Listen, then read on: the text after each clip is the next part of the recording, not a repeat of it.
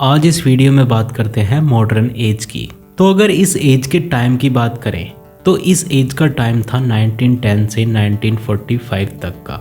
ये as Victorian culture और aesthetic का एक रिएक्शन था। इस टाइम कई बहुत बड़ी बड़ी घटनाएं हुई जो विश्व स्तरीय थी। अगर देखा जाए तो वर्ल्ड वार फर्स्ट के टाइम के बाद को ही सही में मॉडर्न एज कहा गया, लेकिन इसकी जड़ें हमें 19वीं सेंचुरी से ही मिलना स्टार्ट हो जाती हैं और बहुत से हिस्टोरियन भी यही मानते हैं कि high point of modernism world war first के बाद से ही स्टार्ट हुआ है। इसमें सबसे अहम जो साल है वो है 1922, क्योंकि इस साल में ही टी.एस. इलियट का masterpiece the Waste Land, James Joyce का यूलिसिस और वर्जीनिया वुल्फ का जेकब रोम पब्लिश हुआ। मॉडर्निज्म में एकदम से कई रेडिकल और कॉन्शियस बदलाव हुए। ये बदलाव पास्ट से बिल्कुल अलग थे। इस टाइम के थिंकर्स जैसे फ्रेडरिक नीत्शे, कार्ल मार्क्स और सिगमंड फ्रॉयड इंटेलेक्चुअल राइटर समझे जाते हैं मॉडर्न लिटरेचर के। अगर हम इसकी हिस्टोरिकल बैकग्राउंड की बात करें तो 20वीं सेंचुरी की हर फील्ड में एक के बाद एक नए नए बदलाव हो रहे थे। इन चेंजेस ने वर्तमान समय के संसार की नींव हिला दी थी। सभी लोगों पर इसका असर पड़ा था क्योंकि साइंस और टेक्नोलॉजी में डेवलपमेंट्स हो रहे थे, जैसे कि इलेक्ट्रिसिटी, रेडियो, टेलीफोन, सिनेमा और ट्रांसपोर्टेशन सिस्टम। इन सब चीज़ों ने लोगों की सोच को बदलना स्टार्ट कर दिया था और कल्पनाओं के नए नए दरवाजे खुलने लगे थे। जो पुरानी रीति रिवाज थी, सेक्स को लेकर, रेस को लेकर, आर्ट्स को लेकर, लाइफ को लेकर और लिटरेचर को लेकर, वो एक नए रास्ते पर आ चुकी थी।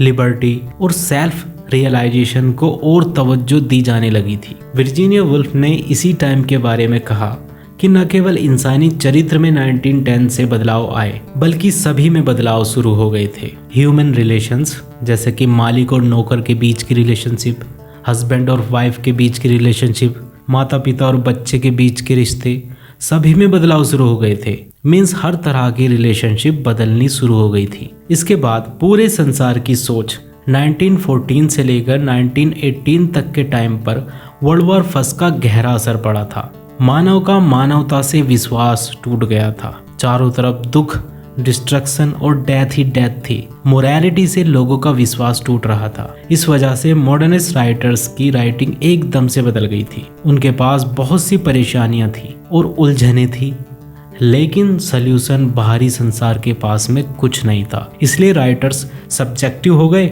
जैसा उन्होंने फील किया वैसा ही प्रेजेंट किया। अब बात करते हैं मॉडर्न एज के कुछ मोमेंट्स की। तो सबसे पहला मोमेंट आता है इमेजिज्म।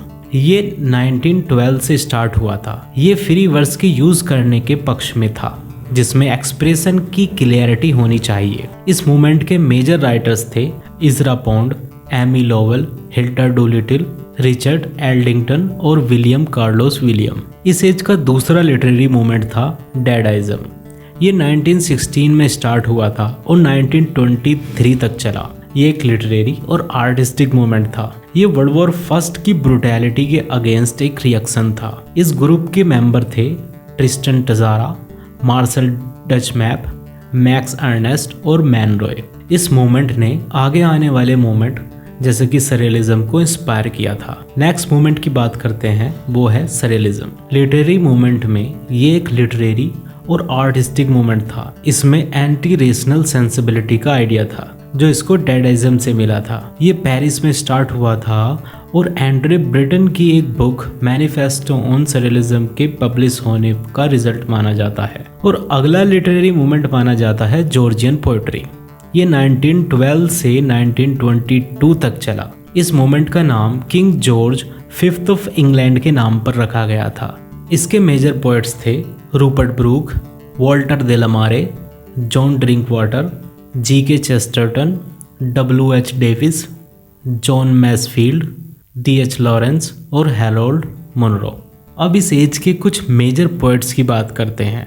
तो येट्स एक आयरिश राइटर था जिसको 1923 में नोबेल अवार्ड मिला था। इसके कुछ फेमस पोएम्स देखते हैं, जैसे कि the lake isle of Innisfree 1819 में पब्लिश हुई, the critic twilight 1893, the rose, the second coming 1920 और द टावर। दूसरे पोएट्स जैसे टी.ई. ह्यूम, सिगफ्रीड ससून, ये एक वॉर पोएट था जिसकी पोएट्री वॉर पर बेस्ड थी। जैसे कि काउंटर अटैक और द हीरो 1918 में। इसके बाद बात करते हैं इस एज के सबसे महान राइटर की। उसका नाम है टी.एस. इलियट। इलियट एक अमेरिकन राइटर था बाय बर्थ, लेकिन बाद में वह इंग्लैंड का नागरिक बन गया। इलियट के कुछ मेजर वर्क्स देखते हैं, जैसे कि the love song of J Alfred Prufrock, portrait of a lady, Mister Eliot Sunday morning, a cooking egg, the Waste Land 1922, the hollow man, Ariel poems, the journey of the Magi 1927, ash Wednesday. Eliot के कुछ major plays भी हैं, जैसे murder in cathedral, the family reunion, the cocktail party 1949 और confidential clerk 1953।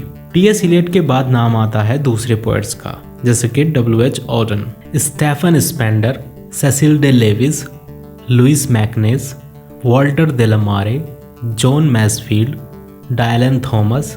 Modern age के major playwright के बारे में बात करते हैं। Lady Gregory, George Bernard Shaw, John Galsworthy, Sean O'Casey, Noel Coward, Samuel Beckett, Eugene Ionesco, John Osborne और Harold Pinter. ये मॉडर्न एज के कुछ फेमस प्लेराइट थे। अब बात करते हैं फेमस नॉवेलिस्ट की। तो सबसे फेमस थॉमस हार्डी, इसके बाद Joseph Conrad, Rudyard Kipling, H.G. Wells, G.K. Chesterton, E.M. Forster, James Joyce, Virginia Woolf, D.H. Lawrence, George Orwell, Graham Greene, John Drinkwater और J.B. प्रीस्ले जैसे महान और इन्फ्लुएंशियल नॉवेलिस्ट हुए हैं मॉडर्न टाइम में, जिन्होंने लाइफ की हर एक सिचुएशन के बारे में लिखा है। सो फ्रेंड्स, इस वीडियो में इतना ही था। Thanks for watching me. Have a nice day.